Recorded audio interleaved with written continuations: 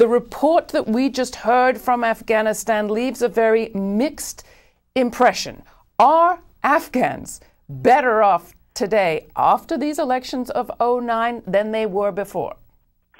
Well, in some senses, it's too early to say. We have just had initial election results coming in that indicate a very mixed picture. I think one of the biggest concerns about these results is that they estimate that it's approximately 10% of the vote.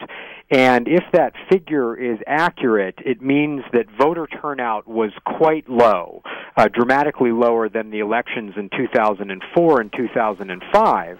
And my concern is not only about who wins, but if so few Afghans got out to vote, it could be around 32 to 35%, that people won't feel invested in this government. They won't feel that their voice was the one that selected this government.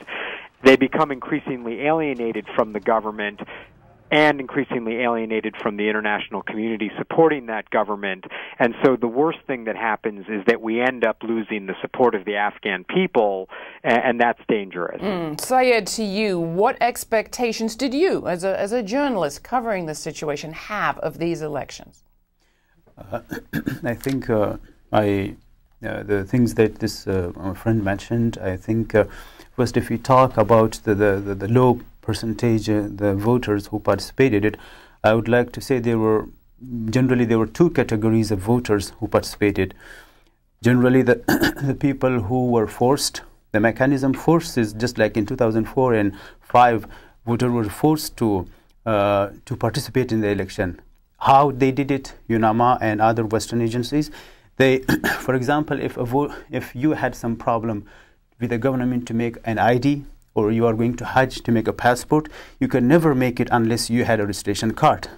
Highways were blocked, people were forced to register at that time in 2004 and 2005. And this year, the same category, the second category, those people who were paid for the voters, they participated in it. So in this way, people were not willing. Afghans were very desperate because of this corrupt government and the widespread civilian casualties. People were not willing to participate in it.